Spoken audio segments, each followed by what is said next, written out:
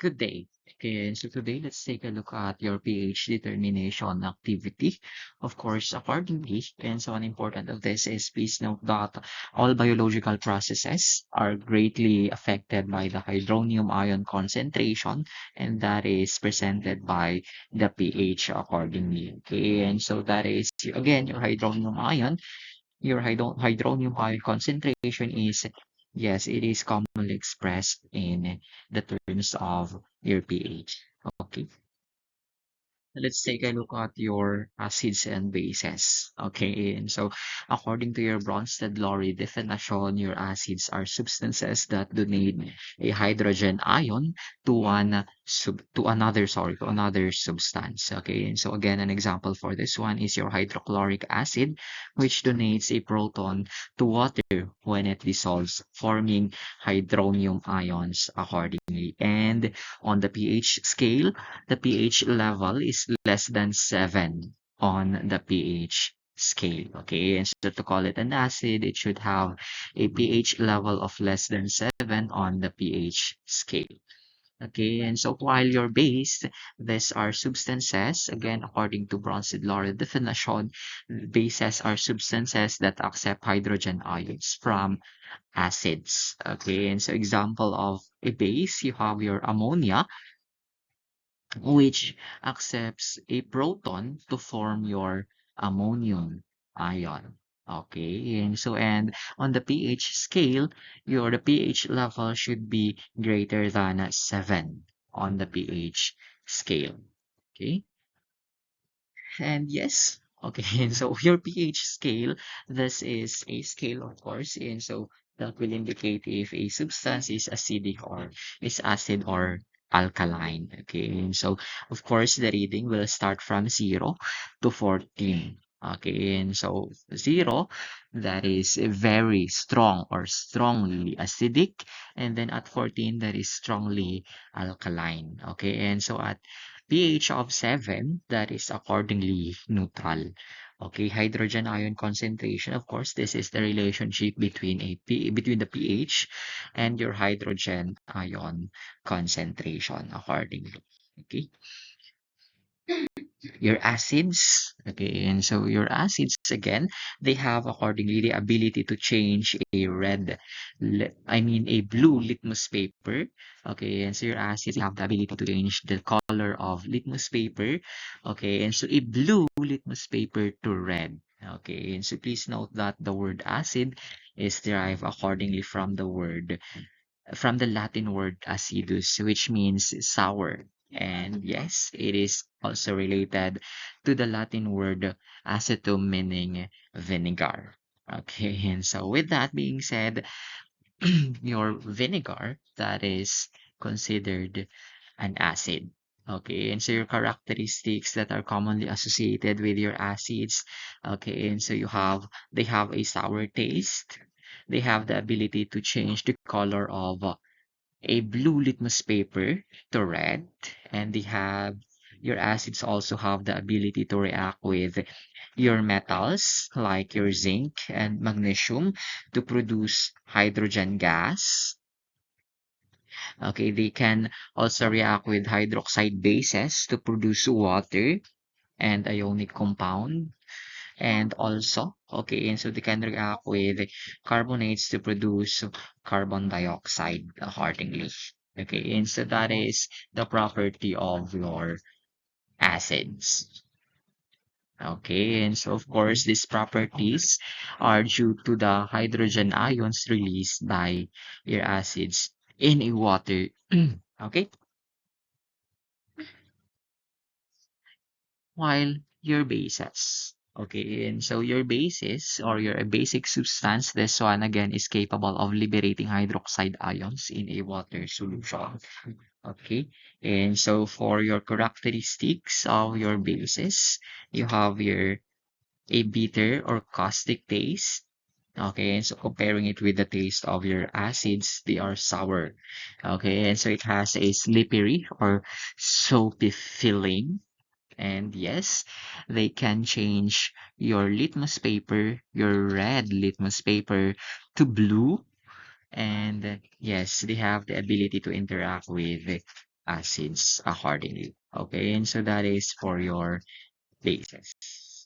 Okay, and of course, and so let's take a look at the use of chemical indicators. Okay, and so in identifying a substance, if that is a base or acid. Okay, and so in the laboratory, we made use of phenolphthalein, your methyl red, and your bromothymol blue.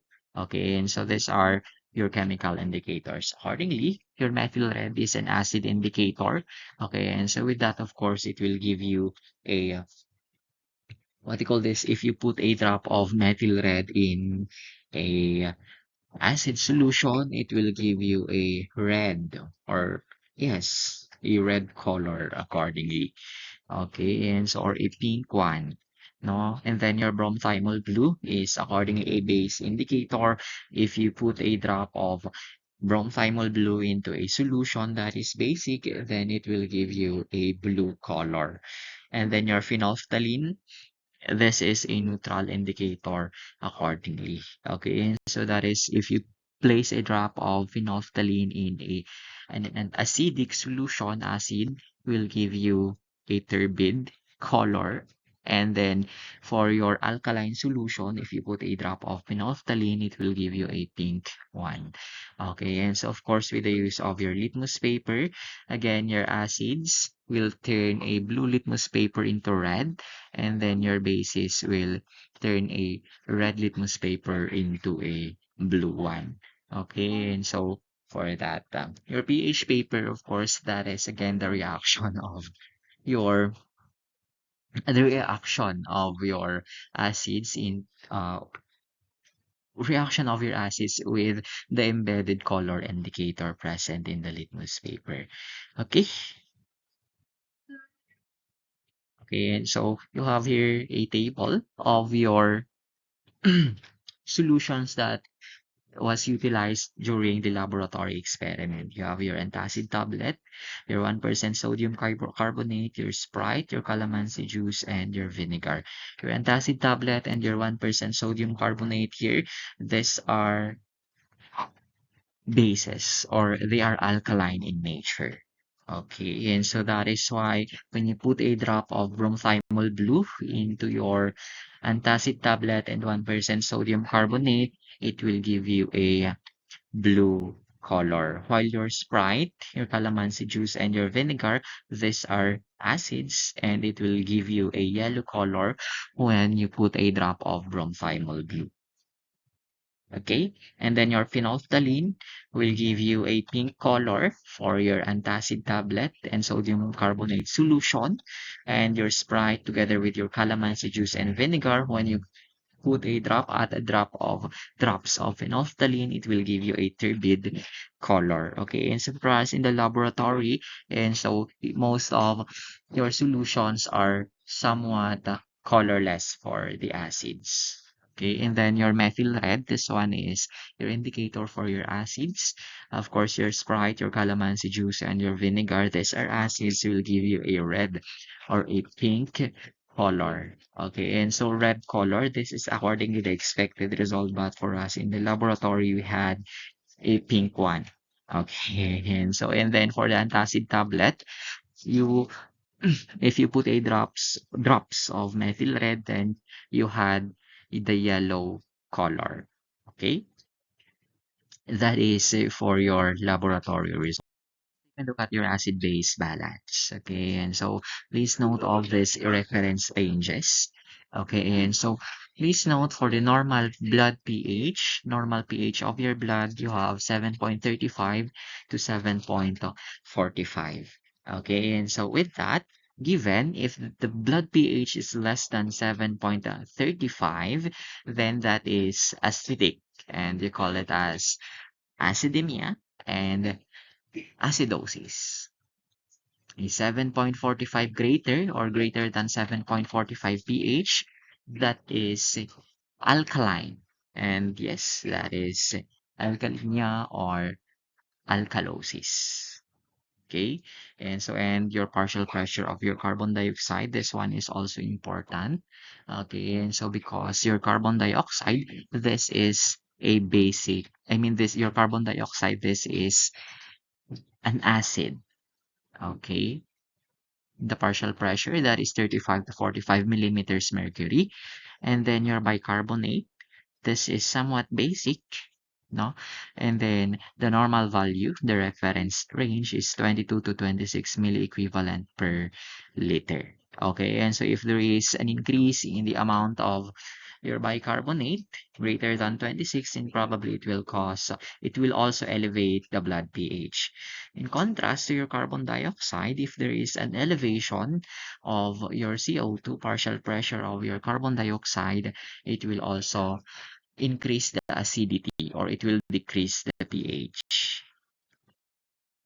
For the regulation of your acid-base balance, okay, and so you have here the role of your kidneys, the role of your lungs, and the role of your buffer systems. But then let's take a look at the role of your lungs and the role of your kidneys. Okay, and so regulation, you have here, of course, your uh your carbon dioxide is produced as a waste product of cellular metabolism accordingly. Okay, and this one is transported in the blood to the lungs. And please note again that sabi natin kanina, your carbon dioxide, this is acidic. Okay, and so if there is an increase in the carbon dioxide levels in the blood, then you have here, it will decrease the pH, giving you acidosis. Okay, and so your carbon dioxide accordingly reacts with water to form a carbonic acid accordingly. Okay, and your lungs, yes, they regulate the amount of carbon dioxide in the blood by adjusting the rate and depth of breathing or your ventilation, as you call it. Okay, and so with that, if there is an increase in the carbon dioxide present, okay, and so it will cause acidemia, acidosis. What will your lungs do? It will excrete more of carbon dioxide via hyperventilation. Okay, and so decrease in pH, the body will increase the rate and depth of breathing to expel more of carbon dioxide. With that, it will reduce the acidity of the blood and will raise the pH. What about the role of your kidneys? Okay, and so this ones will regulate bicarbonate levels in the blood by reabsorbing bicarbonate from the filtrate, of course, or generating new bicarbonate ions when needed. Okay, and so your bicarbonate here is a weak base accordingly. Okay, and accordingly it is regulated by your kidneys. Okay, and so again, it is slightly alkaline. Increase in acidity accordingly, your kidneys will reabsorb bicarbonate. Okay, and so if there is an increase in the acidity of your blood, what will your kidney do? It will reabsorb more of bicarbonate. Bicarbonate levels in the blood can increase to buffer the additional hydrogen ions. Of course, with that, to return the blood pH to normal. Okay, that is for your pH determination.